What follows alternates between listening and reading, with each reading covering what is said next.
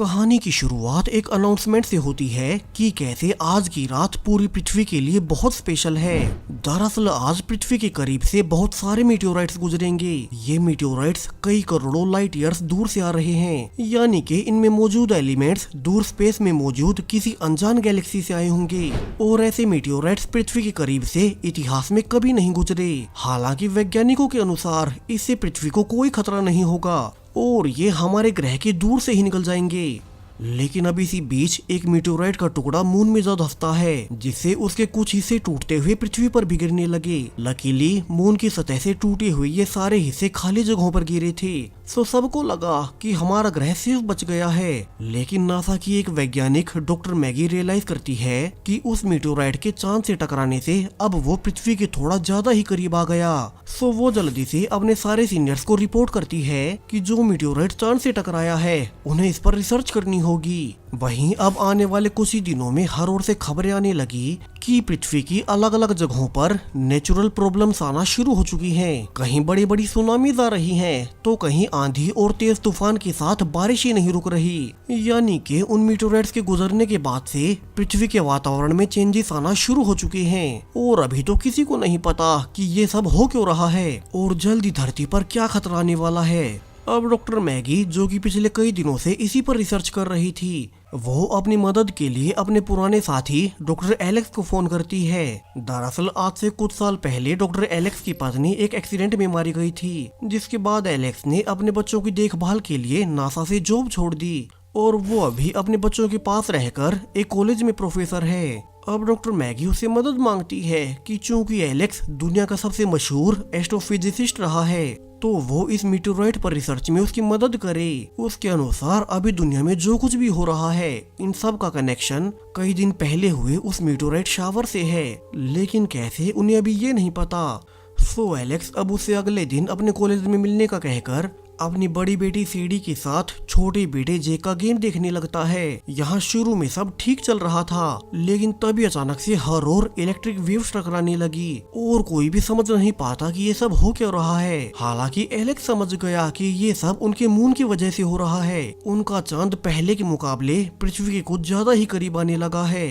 तो वहीं दूसरी ओर जर्मनी में नासा के एक दूसरे वैज्ञानिक जेसन को खबर मिली कि जो मीटियोराइट चांद से टकराया था, उस टक्कर से उसका छोटा सा हिस्सा पृथ्वी पर भी गिरा है। सो जेसन जल्दी से उसे देखने जाने लगा, क्योंकि उस मीटियोराइट वाले एलिमेंट्स शायद से इंसानों के लिए बिल्कुल नए होंगे। अब जेसन क्रैश साइट पर जाकर ये देखकर हैरान रह गया कि यहाँ वैसे तो बहुत बड़ा क्रेटर बना हुआ था, लेकिन जिस टुकड़े से ये इतना बड़ा गड्ढा हुआ वो तो बहुत छोटा है। इतना ही नहीं, जब जेसन उस मीटियोराइट के टुकड़े को उठाने की कोशिश भी करता है तो वो तो उसे हिला तक नहीं पाता। यानी कि ये मीटियोराइट्स जिस किसी भी एलियन गैलेक्सी से आए हैं, वहाँ के पत्थरों की फॉर्मेशन इतनी ज्यादा डेंस होती है कि उनमें एक छोटे से हिस्से में ही बहुत ज्यादा मास भरा होता है। इसलिए जेसन अब इस छोटे से मीटियोराइट के टुकड़े तक को हिला नहीं पा रहा और इसी से इतना बड़ा गड्ढा बन गया।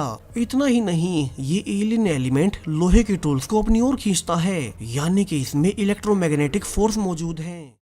तो वहीं दूसरी ओर डॉक्टर मैगी अब एलेक्स से मिलने उनके कॉलेज में पहुंच गई। यह दोनों डिस्कस करते हैं कि कैसे उस मीटियोराइट शावर्स के बाद से ही अलग अलग देशों से क्लाइमेट चेंजेस की खबरें आ रही हैं। कल खुद एलेक्स ने भी ऐसा ही कुछ देखा था। सो एलेक्स के अनुसार ऐसा सिर्फ एक ही वजह से हो सकता है, और वो है हमारे चांद के मास का बहुत ज्यादा बढ़ जाना। इसलिए वो पृथ्वी की ग्रेविटी और यहाँ के क्लाइमेट को प्रभावित कर रहा है। हालांकि डॉक्टर मैगी इस पर भरोसा नहीं करती, क्योंकि मून का मास पृथ्वी से बहुत ज्यादा कम है, तो वो अचानक से कैसे बढ़ जाएगा। लेकिन तभी मैगी के पास उसी दूसरे वैज्ञानिक जेसन का फोन आ गया, जिसने उस एलियन मीटियोराइट के टुकड़े को ढूंढ निकाला था। उसने मैगी को रिपोर्ट दी कि वे मीटियोराइट्स किसी ऐसी गैलेक्सी से आए थे जहाँ के एलिमेंट्स बहुत ज्यादा डेंस होते हैं। उसने बताया कि बहुत सारा मैग्नेटिज्म और मास एक छोटे से हिस्से में भरा होता है, और उसने अपनी रिसर्च में पाया है कि जो मीटियोराइट चांद से टकराया था उसका बहुत बड़ा हिस्सा चांद के सरफेस में धंसा रह गया,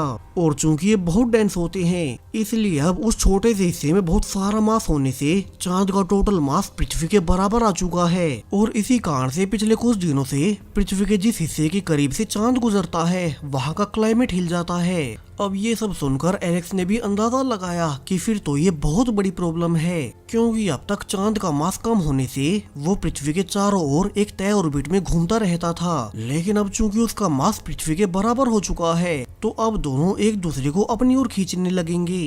तभी मैगी के एक और असिस्टेंट ने रिवील किया कि एलेक्स का मानना बिल्कुल सही है, चांद और पृथ्वी एक दूसरे के करीब आ रहे हैं और दोनों जल्द ही टकरा जाएंगे, जिससे पृथ्वी में मौजूद सारा जीवन उस टक्कर में खत्म हो जाएगा। तो मैगी तो जल्दी से अपनी सारी रिपोर्ट्स नासा के बड़े ऑफिशियल्स और खुद प्रेसिडेंट को एक इमरजेंसी मीटिंग में बुलाकर सब रिवील करती है। उसने अपनी एलेक्स और जेसन की सारी रिसर्च शेयर की, कैसे उस विचित्र मीटियोराइट से जो कि अभी चांद में धंसा हुआ है उसे पूरी पृथ्वी जल्दी नष्ट हो जाएगी, जिसे कि सुनकर प्रेसिडेंट अब तुरंत एक नई टीम बनाने का ऑर्डर देता है, जिसे कि डॉक्टर मैगी ही लीड करेंगी। उनकी अगुवाई में सारे वैज्ञानिकों को जल्द से जल्द अभी सिचुएशन पर और रिसर्च करके ये पता करना होगा कि वे इसे रोक कैसे सकते हैं। वहीं जब तक वे इस बारे में कुछ भी पता नहीं कर लेते तब तक कोई भी इस रिसर्च के बारे में आम पब्लिक में बात न करे। सो डॉक्टर मैगी अब जल्दी से एलेक्स और जेसन को अपने नए हेडक्वार्टर्स में बुलाती है, जहां से उनकी टीम इस पूरी सिचुएशन पर रिसर्च करेगी। यहाँ जेसन ने बताया कि हमारा चांद जो कि हर 48 घंटे में एक बार पृथ्वी के सबसे ज्यादा करीब आता है, तो ठीक उसी वक्त वो पृथ्वी के जिस हिस्से के पास होता है वहीं का क्लाइमेट हिलने लगेगा। सो उन्हें सबसे पहले ये पता लगाना होगा कि अब आगे पृथ्वी का कौन सा हिस्सा चांद के करीब आने वाला है, ताकि वहां से लोगों को बाहर निकाला जा सके। दूसरी ओर बाहर एक न्यूज चैनल का एडिटर डॉक्टर मैगी के एक्स हस्बैंड डेविड को ऑफर करता है कि क्योंकि उसकी एक्स वाइफ मैगी नासा में वैज्ञानिक है तो उसे तो पता ही होगा कि ये सुनामी और भूकंप क्यों आ रहे हैं। तो अगर डेविड उसे अंदर की कोई भी खबर निकलवा लेता है तो एडिटर अपने टीवी न्यूज चैनल में उसे एक बड़ी पोस्ट दे देगा। अब डेविड और डॉक्टर मैगी में कई साल पहले ही डिवोर्स हो चुका था, लेकिन फिर भी वो मैगी से मिलकर पूछने लगता है कि क्या उसे इन प्राकृतिक घटनाओं के बारे में कोई भी जानकारी है। हालांकि अब जैसा कि होना ही था, मैगी डेविड को कुछ नहीं बताती, क्योंकि ये मिशन सरकार का टॉप सीक्रेट होने से वे आम जनता में कुछ भी लीक नहीं कर सकते, वरना तो हर ओर क्योस फैल जाएगा और लोग सड़कों पर उतर आएंगे। तो वो अब डेविड को मना करके डॉक्टर एलेक्स से मिलने चली गई। लेकिन जब वे बातें कर ही रहे थे कि तभी हर ओर लाइट आउट होने लगता है। दोनों समझ गए कि इस बार उनका ये एरिया चांद के सबसे करीब आ गया है। सो दोनों जल्दी से भागकर अपने सीक्रेट हेडक्वार्टर्स में आ जाते हैं। उन्होंने यहाँ कर देखा कि अब चूंकि चांद हर गुजरते समय के साथ पृथ्वी के करीब आता जा रहा है और उसका मास अब पृथ्वी के बराबर होने से न सिर्फ ब्लैक आउट बल्कि पृथ्वी की ग्रेविटी तक पर इसका इफेक्ट पड़ रहा है। और आज इस हिस्से के चांद के करीब जाने से कुछ समय के लिए लोग हवा में उड़ने लगे, जबकि आगे तो ये प्रॉब्लम और बढ़ती ही जाएगी। सो इस घटना के बाद से कई सारे देशों ने लोगों को अपने घरों में ही रहने के निर्देश दिए। हालांकि वे अब भी किसी को सच्चाई नहीं बताते। वहीं बेस में भी अब एलेक्स अपने ससुर को फोन कर अपने दोनों बच्चों को अपने पास रखने को कहता है, क्योंकि वो तो यहाँ आने वाले कुछ दिनों तक रिसर्च में बिजी रहेगा। जबकि दूसरे वैज्ञानिक जेसन ने भी अपनी पत्नी मार्टिना को फोन किया, जो कि अभी प्रेग्नेंट थी और वो अभी एक ट्रेन से अपने पेरेंट्स के घर दूसरे शहर में जा रही है। सो जेसन ने उसे जल्द से जल्द किसी सेफ जगह जाने को कहा, लेकिन तभी उनकी बुरी किस्मत कि मून उसी ट्रेन के एरिया के करीब आ गया, जिससे मार्टिना वाली ट्रेन भी अब हवा में उड़ते हुए दूर जा गिरती है। इतना ही नहीं, अब चूंकि मून धीरे धीरे पृथ्वी के करीब आता जा रहा है तो इससे तो ग्रेविटी अब और ज्यादा मात्रा में कम होती जाएगी और धरती पर तबाही अब बढ़ने ही वाली है। मून अब पृथ्वी के जिस भी हिस्से के करीब से गुजर रहा था वहाँ से बड़ी बड़ी तबाही की खबरें आने लगी। सो प्रेसिडेंट अब डॉक्टर मैगी से मिलकर रिपोर्ट लेता है कि क्या वे इस आपदा से बचने के लिए कोई तरीका ढूंढ पाए हैं, जिस पर अब डॉक्टर मैगी ने अपनी टीम की सारी रिसर्च शेयर की।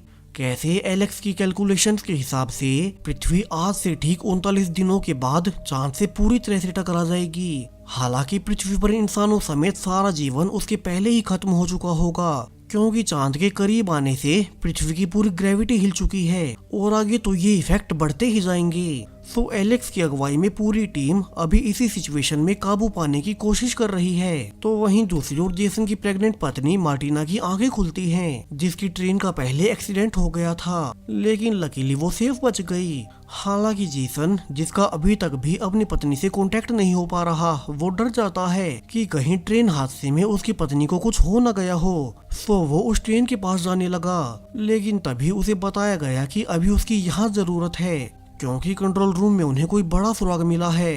तो वहीं एलेक्स के घर पर भी उसके दोनों बच्चों का नाना लॉयड उनका ध्यान रख रहा था, लेकिन अब बच्चों ने कहा कि उन्हें डर लग रहा है, सो उन्हें अभी एलेक्स के पास उसके हेडक्वार्टर में चले जाना चाहिए। अब लॉयड दोनों को अपनी गाड़ी में लेकर एलेक्स के हेडक्वार्टर्स में जा ही रहा था, लेकिन तभी बीच रास्ते में फिर से मून के करीब आने से ग्रेविटी हट गई, जिससे उनकी गाड़ी हवा में झूलते हुए दूर जाकर गिरती है। अब इसमें बच्चे तो बच गए, लेकिन लॉयड को चोट लग गई। ऊपर से गाड़ी टूटने से तीनों को अब पैदल ही आगे बढ़ना होगा। जबकि एलेक्स, जिसे कि उनके बारे में कुछ नहीं पता था, वो तो अभी डॉक्टर मैगी और जेसन के साथ पृथ्वी को आने वाले खतरे से बचाने के लिए मेहनत कर रहा है। यहाँ डॉक्टर मैगी को एक जबरदस्त आइडिया आया, अगर वे सभी देशों के न्यूक्लियर वेपन्स को एक साथ चांद पर फायर कर दें तो वो वापस से अपने ऑर्बिट में चला जाएगा और वे उसे उतनी दूर कर देंगे जितना उसके करंट मास के हिसाब से होना चाहिए। लेकिन प्रॉब्लम ये है कि इसके लिए सारे देशों को एक साथ आकर काम करना होगा और ऐसा होना नेक्स्ट टू इम्पॉसिबल है। फिर भी सभी अब जल्दी से व्हाइट हाउस आकर प्रेसिडेंट को अपना पूरा सॉल्यूशन समझाते हैं, कैसे उनके प्लान के अनुसार उन्हें हर देश से न्यूक्लियर वेपन्स मंगवाने होंगे। हालांकि अब ये सुनते ही आर्मी जनरल ने बताया कि बड़े बड़े देश जैसे अमेरिका, रशिया, चाइना और इंडिया, इन सब का एक साथ आना बहुत मुश्किल होगा। ऊपर से फिर उनके पास कोई वेपन्स भी नहीं बचेंगे। सो अब डॉक्टर मैगी की टीम के उलट आर्मी कमांडर के पास अपना एक अलग प्लान था। उसके अनुसार दुनिया के बड़े बड़े बिजनेसमैन चाहते हैं कि जो मीटेओराइट अभी चांद में धंसा हुआ है, क्यों ना इंसान उन एलिमेंट्स को हथियार लें। सो अभी तो वे अपने आप से थोड़े बहुत वेपन्स लेकर उस मीटेओराइट पर अटैक करेंगे, जिससे वो पृथ्वी से दूर न जाकर चांद के अंदर ही टूट जाएगा और फिर न सिर्फ चांद अपनी ओरिजिनल पोजीशन पर वापस लौट जाएगा, बल्कि इंसान उस मीटेओराइट के एलिमेंट्स का इस्तेमाल भी कर पाएंगे। अब आर्मी जनरल से ये सब सुनकर तो जेसन और एलेक्स समेत सभी वैज्ञानिक समझ गए कि ये लोग बहुत बड़ी गलती कर रहे हैं। दुनिया भर के बड़े बड़े अमीर बिजनेसमैन सरकार पर दबाव बना रहे हैं कि उन्हें वो मीटेओराइट चाहिए, जिसके एलिमेंट्स को बेचकर वे अमीर बन सकें। लेकिन वे ये नहीं देख रहे कि ऐसा करने से पूरी दुनिया के खत्म होने का खतरा है। उन्हें अब भी सिर्फ अपने लालच की ही पड़ी है। वहीं अभी तो प्रेसिडेंट भी उनकी ही मान रहा है। सो डॉक्टर मैगी अब बाहर आकर एलेक्स और जेसन से कहती है कि वो अभी इस पूरी खबर को मीडिया में लीक कर रही है, ताकि सरकार पर आम पब्लिक का थोड़ा तो प्रेशर पड़े और क्या पता वे अपना फैसला बदल लें। जिसके बाद मैगी अपने एक्स हस्बैंड डेविड को बताकर मीडिया में उसे सारी सच्चाई बता देती है, कैसे सरकार नासा की सलाह को नजरअंदाज कर सिर्फ कुछ चुनिंदा अमीर बिजनेसमैन का फायदा देखते हुए बड़े हथियार इस्तेमाल नहीं कर रही। हालांकि प्रेसिडेंट इस खबर के लीक होने के बावजूद अपना फैसला नहीं बदलते और उन्होंने मैगी की टीम को खबर भिजवाई कि वे आज ही अपने प्लान को आगे बढ़ा रहे हैं, ताकि जब तक पब्लिक कुछ भी सोच सके तब तक उनका प्लान काम कर चुका हो। वे आज ही चांद के सेंटर पर अटैक करने जा रहे हैं। वही अब काम के बीच एलेक्स ने रियलाइज किया कि घर पर बच्चे उसका फोन नहीं उठा रहे, सो पता नहीं अभी वे कहाँ होंगे। दरअसल वे तो अभी अपने नाना लॉयड के साथ पैदल ही आगे बढ़ रहे थे। वे अब बूढ़े लॉयड के चोटिल होने से रास्ते में एक खाली पड़े स्टोर में जाते हैं, ताकि उन्हें वहाँ कुछ दवाइयाँ और खाना पीना मिल सके। लकीली यहाँ पर सब अवेलेबल था, लेकिन तभी यहाँ छुपा हुआ एक और सर्वाइवर डेरेक आकर उन सबको बाहर निकालने लगता है। लेकिन बच्चों ने अपने नाना की तबीयत खराब होने से उसे कुछ समय रुकने को कहा। तो वहीं प्रेसिडेंट भी अब तक टीवी पर आकर देश के लोगों को शांत होने का कहकर वादा करता है कि वे कोई गलती नहीं कर रहे। अगर उस मीटेओराइट के एलिमेंट्स का हम इंसान इस्तेमाल कर पाए तो सबका भला ही होगा। इंसान नई नई टेक्नोलॉजी बना पाएंगे। और इसके बाद तो अब तुरंत बिना किसी देरी के आर्मी चीफ के प्लान के अनुसार थोड़े बहुत रॉकेट मून की ओर भेज दिए जाते हैं, जिस पूरे मिशन पर सिर्फ अमेरिका ही नहीं बल्कि सभी दूसरे देशों की निगाहें टिकी थी, क्योंकि अगर ये प्लान कामयाब नहीं हुआ तो पूरी पृथ्वी का नष्ट होना तय है। फाइनली अब कुछ ही देर में रॉकेट्स मून के कोर से जाकर टकरा ही गए। लेकिन अब जैसा कि होना ही था, इससे ना तो वो मीटोराइट ही टूटा और ना ही चांद वापस पीछे गया, बल्कि अब मॉनिटरिंग बेस पर मैगी और बाकी वैज्ञानिक एनालाइज करते हैं कि अब तो उन रॉकेट्स के मून से टकराने से उल्टा चांद और ज्यादा तेजी से पृथ्वी की ओर बढ़ने लगा है। यानी कि जो चांद पहले पृथ्वी से 39 दिनों के बाद टकराने वाला था, अब सरकार और अमीर लोगों की लालच के कारण जो उन्होंने रॉकेट्स भेजे, उससे तो अब चांद की स्पीड और ज्यादा बढ़ गई और वो अब 39 दिनों में नहीं बल्कि आने वाले सिर्फ 5 ही दिनों में टकरा जाएगा। अब तक तो उनके पास प्रेसिडेंट का भी फोन आ चुका था और उन्होंने डॉक्टर मैगी की पूरी टीम से माफी मांगते हुए कहा कि उनसे बहुत बड़ी गलती हो गई है। तो अब क्या वे अपने ओरिजिनल प्लान को आगे बढ़ा सकते हैं ताकि धरती को खत्म होने से बचाया जा सके। वो अब सारे देशों से बात करने को तैयार है, लेकिन एलेक्स ने जवाब दिया कि अब बहुत देर हो चुकी है। उनका वो प्लान तब काम करता जब चांद अपनी पुरानी पोजीशन में था, लेकिन अब वो धरती के बहुत ज्यादा करीब आ चुका है। ऊपर से वो बहुत ज्यादा तेजी से आगे भी बढ़ रहा है, यानी क्या वो प्लान भी काम नहीं कर सकता। और अब तो किसी को समझ नहीं आता कि वे आगे क्या करें। तभी जेसन को याद आया कि जब उसने उस मीटोराइट के छोटे से टुकड़े को एनालाइज किया था, तब उसके डेंस होने के साथ साथ मैग्नेटिज्म भी बहुत ज्यादा था। तो ऐसा ही कुछ उस बड़े मीटोराइट में भी होगा। तो ऐसा ही कुछ उस बड़े मीटोराइट में भी होना चाहिए जो कि अभी चांद में धंसा है। तो अब अगर वे किसी तरह से एक एंटी मैग्नेटिज्म मशीन बना लें और उस मशीन को चांद के सरफेस पर जाकर एक्टिवेट कर दें, तो शायद उसके इफेक्ट से वो मीटोराइट चांद के सरफेस से बाहर निकल जाएगा, जिससे फिर से चांद का मास कम होने से वो शायद बीच से टूट जाए, लेकिन फिर वो पृथ्वी से नहीं टकराएगा और अपनी ओरिजिनल पोजीशन में वापस लौट जाएगा। हालांकि अब प्रॉब्लम ये है कि पहले तो उन्हें जल्द से जल्द इतनी बड़ी एंटी मैग्नेटिज्म मशीन बनानी होगी और फिर उसे मून के सरफेस पर जाकर वहां एक्टिवेट करना होगा। यानी कि जो कोई भी इंसान मशीन के साथ मून पर जाएगा, उसका जिंदा वापस लौट पाना बहुत मुश्किल है और उसे अपना सैक्रिफाइस देना पड़ेगा। अब प्रेसिडेंट ने जेसन से उसका पूरा प्लान सुनकर टीम से कहा कि वे रिसोर्सेज की चिंता न करें। वो पड़ोसी देशों से बात कर सिर्फ 24 घंटों के अंदर उनकी मशीन के लिए जरूरी चीजें इकट्ठा करवा देगा और वे तब तक सारी तैयारी कर लें। तो वहीं दूसरी ओर लॉयड एलेक्स के बच्चों के साथ अभी तक उसी स्टोर में था, जहां उसकी हालत समय के साथ खराब होती चली गई। ऊपर से वो दूसरा सर्वाइवर डेरिक उन्हें लगातार बाहर जाने को कह रहा है, क्योंकि हर किसी की तरह वो भी ऐसे मुश्किल समय में सिर्फ खुद के बारे में सोच रहा था। सो लॉयड ने दवा लेकर थोड़ा और समय मांगा, फिर वे यहाँ से निकल जाएंगे। तो वहीं दूसरी ओर अब अगली सुबह निकलने पर खुद प्रेसिडेंट ने आकर मैगी और बाकी सबको बताया कि उन्होंने मशीन के लिए सारा सामान मंगवा लिया है, लेकिन अब डॉक्टर मैगी के अनुसार उन्हें मून पर ही जाकर इसे असेंबल करना होगा।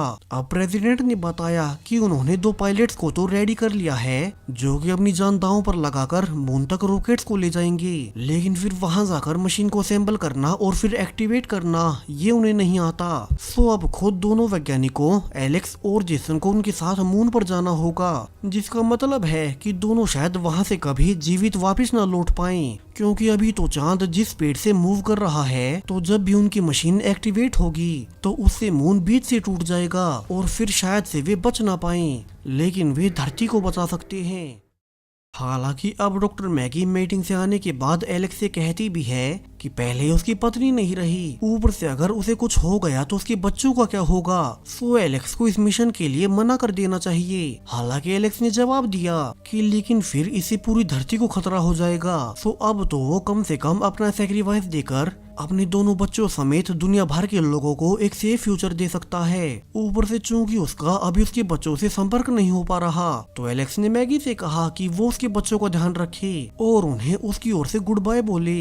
जिसके बाद एलेक्स अब जेसन के साथ मिलिट्री बेस पर जाकर एस्ट्रोनॉट्स की ट्रेनिंग लेने लगता है, ताकि उनके मिशन पर कोई गलती ना हो सके। उनके इसी एक मिशन पर पूरी धरती का फ्यूचर टिका है। तो वहीं एक मिलिट्री कैंप में जेसन की प्रेग्नेंट पत्नी मार्टिना, जो कि उससे कांटेक्ट करने की कोशिश कर रही थी, अब उसे टीवी न्यूज पर पता चला कि जेसन तो एलेक्स के साथ मून पर दुनिया को बचाने वाले मिशन पर जा रहा है। सो वो अब जल्दी से नासा बेस पर जाने के लिए एक सोल्जर से मदद मांगती है, ताकि वो कम से कम एक आखिरी बार अपने पति से मिल सके और उसे बता सके कि वो सेफ है, उसका बच्चा सेफ है। अब शुरू में तो सोल्जर ने इसके लिए मना कर दिया कि वो उसके लिए अपनी ड्यूटी नहीं छोड़ सकता, लेकिन जब उसे मार्टिना ने बताया कि वो जेसन की पत्नी है जो कि दुनिया को बचाने के लिए अपनी जान दांव पर लगा रहा है और वो तो बस उसे आखिरी बार देखना चाहती है, तो वो सोल्जर अब खुद उसे अपने साथ गाड़ी में ले जाने के लिए मान ही जाता है। तो वहीं दूसरी ओर एलेक्स और जेसन अब दो पायलट्स टीना और सरगे से मिलते हैं। ये दोनों भी उनके साथ मून पर इस खतरनाक मिशन पर जाएंगे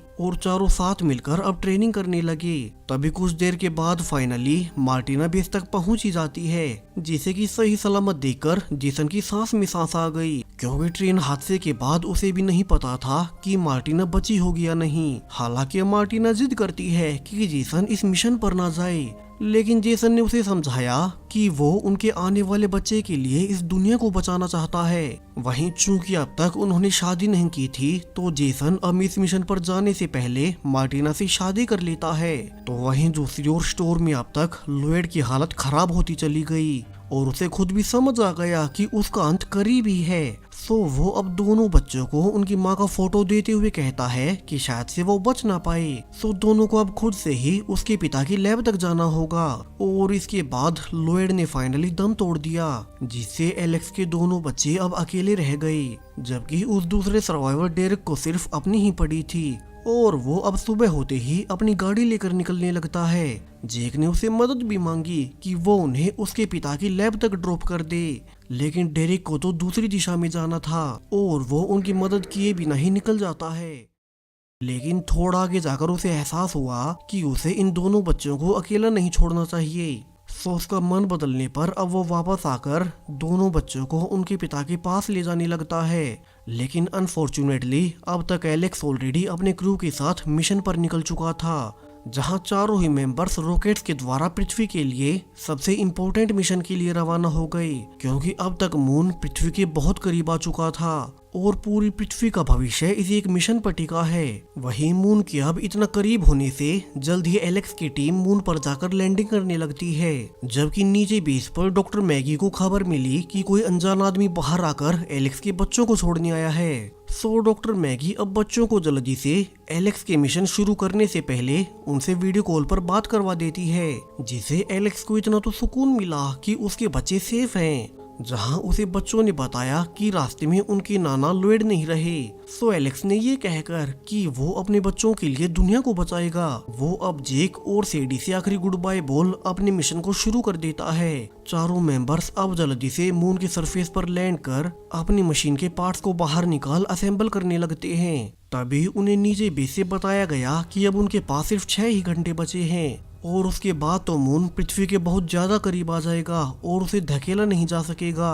वहीं उन्हें चांद के सरफेस के अंदर उस मीटियोराइट को मैप कर अपनी मशीन को एक्टिवेट करना था, जिससे वो मीटियोराइट मून से बाहर निकल जाए। तो अब एलेक्स और एक पायलट सरगे यहीं रुककर मशीन को असेंबल करने लगते हैं, जबकि जेसन दूसरी पायलट टीना के साथ जहां वो मीटियोराइट घुसा था चांद के उसी गड्ढे में जाएंगे और वहीं से उन्हें उस मीटियोराइट को मैप करना होगा ताकि मशीन को सही जगह से एक्टिवेट किया जा सके और उनका प्लान पूरा हो जाए। अब कुछ ही देर के बाद एलेक्स अपनी मशीन को कंप्लीट करने वाला था, जबकि नीचे जेसन और टीना जो कि गड्ढे में जा रहे थे। अब उन्हें काफी देर बीतने के बाद भी काम की कोई जगह नहीं मिली, वे अब भी उस मीटियोराइट को मैप नहीं कर पाते कि तभी अब उनका रोवर आसपास की चट्टानों से टकराते हुए क्रैश होने लगता है, जिसके कुछ ही देर में वे एक चट्टान के किनारे जा फंसे। यहाँ जेसन अपनी साथी पायलट टीना को बचाने की कोशिश कर रहा था, लेकिन उसकी लाख कोशिशों के बावजूद टीना बच नहीं पाती और वो मून के कोर के दबाव में मारी ही जाती है। जिसके बाद जेसन ने बाहर मौजूद एलेक्स और सरगे को सब बताया कि कैसे उनके रोवर के क्रैश होने से उसकी साथी पायलट टीना नहीं रही। वहीं अब तो वो भी यहीं फंस गया, क्योंकि बिना रोवर के वो ऊपर नहीं आ सकता, लेकिन फिर भी वो अंदर से ही उनके लिए इस जगह को मैप कर देगा और बाहर उनकी मशीन को एक्टिवेट करने के लिए सही जगह बताएगा। जेसन अब जल्दी से रोवर की मशीन का इस्तेमाल कर इस गड्ढे के अंदर का सारा डेटा और पूरे मीटियोराइट को मैप कर इस सारी इन्फॉर्मेशन को बाहर एलेक्स तक पहुंचा देता है। और ये इन्फॉर्मेशन मिलते ही सरगे ने कहा कि अब चूंकि अंदर से जेसन ने अपना काम कर दिया है, तो वे उस जगह पर अपनी मशीन को एक्टिवेट कर यहाँ से निकल सकते हैं और बच सकते हैं। हालांकि एलेक्स अपने साथी जेसन को ऐसे मरते हुए नहीं छोड़ना चाहता, तो उसने कहा कि क्यों न वे पहले रोवर से जाकर जेसन को लेने जाएं। लेकिन तभी वीडियो में खुद जेसन ने आकर कहा कि वे उसे बचाने ना आए, क्योंकि अब इसके लिए बहुत देर हो चुकी है और अगर उनकी मशीन को एक्टिवेट करने का समय निकल गया तो पूरी दुनिया खत्म हो जाएगी। सो वो अभी अपना मिशन पूरा करे। जबकि नीचे बेस पर मार्टिना सब देख रही थी कैसे जेसन खुद का सैक्रिफाइस देकर अपना मिशन पूरा कर रहा है। वहीं जेसन भी अपनी आखिरी वीडियो में मार्टिना को गुड बाय बोल चांद की सरफेस पर मार्टिना और अपने होने वाले बच्चे का नाम लिख देता है ताकि उनकी याद हमेशा उसके पास रहे। जबकि ऊपर अब तक एलेक्स ने अपनी मशीन को एक्टिवेट कर दिया था और वो अब इम्पैक्ट के कुछ ही सेकंड्स पहले सरगे के साथ मून से फिर से टेक ऑफ कर लेता है। जिसके बाद फाइनली जैसा कि उनका प्लान था, मशीन के इम्पैक्ट से मून के बीच एक बहुत बड़ा ब्लास्ट हुआ, जिसकी मैग्नेटिक एनर्जी से अब वो मीटेओराइट चांद के सरफेस से बाहर निकलते हुए दूर स्पेस में चला जाता है। नीचे से सारी दुनिया ये नजारा देख रही थी कि कैसे अब उनका मून आधा बीच से टूट रहा है, यानी कि उनका प्लान काम कर गया। तभी बेस पर सब एलेक्स और सरगे से कांटेक्ट करने लगते हैं कि इस ब्लास्ट में उन्हें कुछ ना हुआ हो। लकीली दोनों सेफ थे। वे मून के ब्लास्ट रेडियस से सही समय पर दूर निकल गए, जिससे बेस पर हर कोई झूम उठता है, क्योंकि उन दोनों की बहादुरी से पूरी दुनिया बच गई। वैज्ञानिकों ने रियलाइज किया कि अब अचानक से मून का मास उस ब्लास्ट से कम होने से अब मून के बने दोनों ही टुकड़े आपसी ग्रेविटी में एक साथ रहेंगे और वे फिर से अपनी पुरानी पोजीशन पर लौट जाते हैं, यानी कि सब कुछ पहले जैसा हो गया। जबकि एलेक्स अब वापस आते हुए अपने दोस्त जेसन को याद करता है, जिसने इस मिशन के सक्सेस के लिए खुद को सैक्रिफाइस कर दिया। इसके बाद एलेक्स को आने पर आर्मी और पूरी दुनिया की ओर से हीरो वाला वेलकम मिलता है, जबकि एलेक्स को तो सिर्फ अपने बच्चों की ही पड़ी थी और वो डॉक्टर मैगी और अपने दोनों बच्चों के साथ घर जाने लगा, जिनके लिए उसने पूरी दुनिया को बचाया था। जबकि अब उनका चांद 2 हिस्सों में बढ़ चुका है और ये दोनों हिस्से अब हमेशा के लिए आपसी ग्रेविटी में बंधे रहेंगे और ये नजारा अब पूरी दुनिया के लिए नॉर्मल हो जाएगा। इसी हैप्पी एंडिंग के साथ ये पूरी सीरीज यहीं पर खत्म हो जाती है।